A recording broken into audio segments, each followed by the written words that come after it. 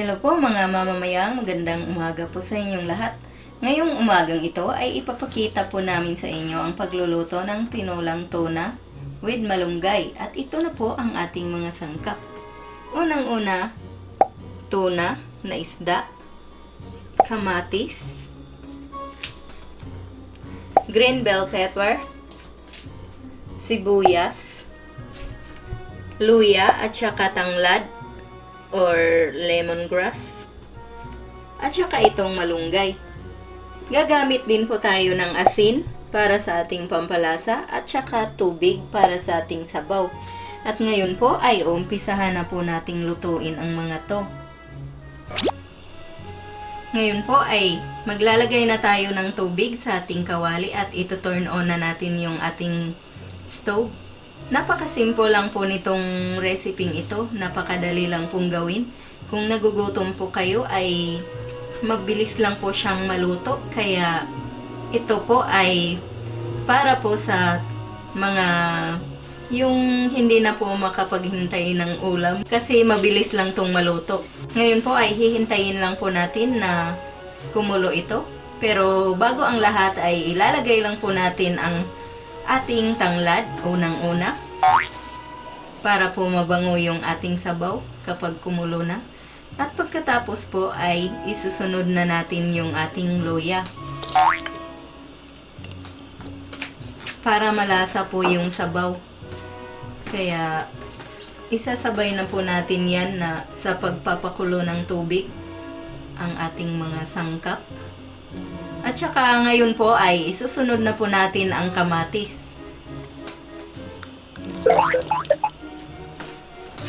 Hihintayin po natin na kumulo ito. So, maglalagay po tayo ng takip. Hihintayin lang po natin ng mga 15 minutes kasi kukulo na yun pag umabot na po ng 15 minutes ang ating sabaw. Ipapakita ko po mamaya pag kumukulo na to.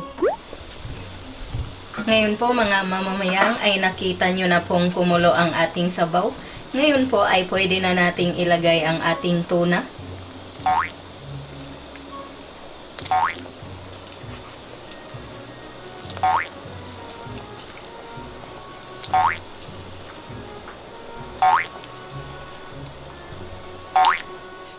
Ngayon po ay maglalagay na po tayo ng asin dito sa ating tuna.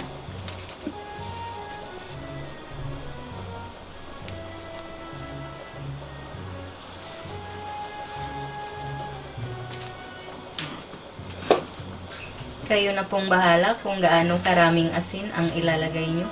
Yan po. Dahan-dahan po nating haluin yung ating isda para hindi po siya madurog. Ngayon po ay tatakpan po muna natin ulit yung ating kawali para mas maluto pa po yung ating isda. Tatakpan po natin ng mga 10 minutes.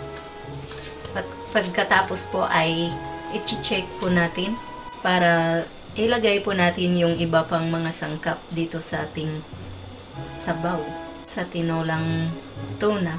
Ngayon po ay i-check na po natin. So, ayan na po, naluto na yung ating isda. Ngayon ay pwede na po nating isunod ang ating green bell pepper. Ayan na po. Dahan-dahan lang pong haluin. At pagkatapos po ay susunod din po natin yung ating sibuyas na puti. Ayan na po. Hahaluin po natin siya ng konti para medyo maluto po yung ating sibuyas.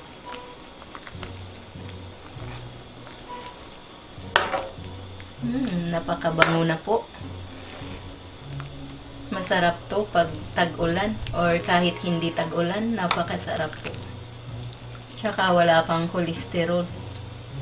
Ngayon po ay tatakpan po muna natin siya para mas lalo pa pong maluto yung ating mga sangkap.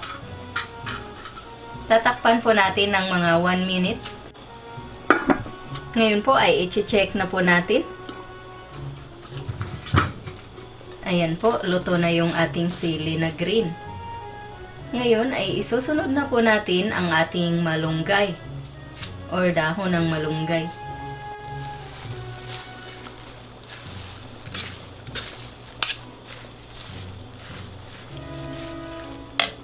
Huwag na po nating takpan pagkatapos nating mailagay yung dahon ng malunggay kasi napakadali lang pong lutuin yan. Ngayon po ihahaluin na natin to para maluto po lahat ng dahon.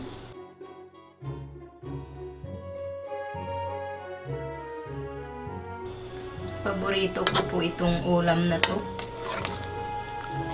Kasi bukod sa napakasustansya ay wala po siyang kolesterol. Nakaka-healthy talaga to sa katawan natin.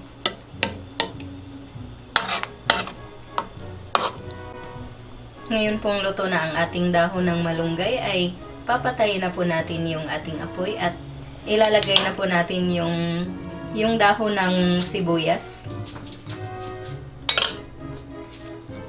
Kasi mayroon po kaming dahon ng sibuyas dito na natira doon sa niloto ni Mama Yeps na nilapad yata yun. So, ayan na po. Nilagay po namin dyan sa tinulang isda. Ngayon po ay pwede na po natin kainin to.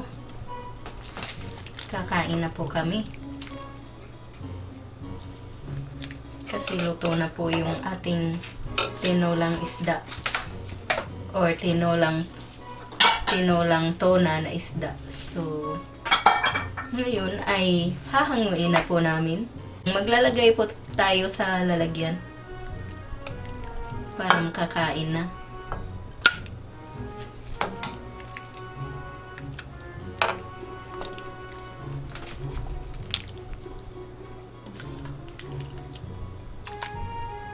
Ayan, sarap-sarap.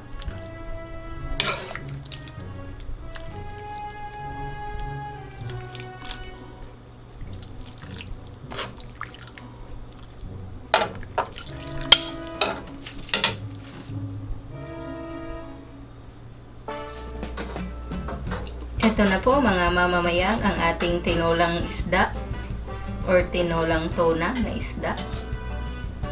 Sana po ay magluto din po kayo ng ganito. I-try nyo po siya. Kasi masarap po talaga.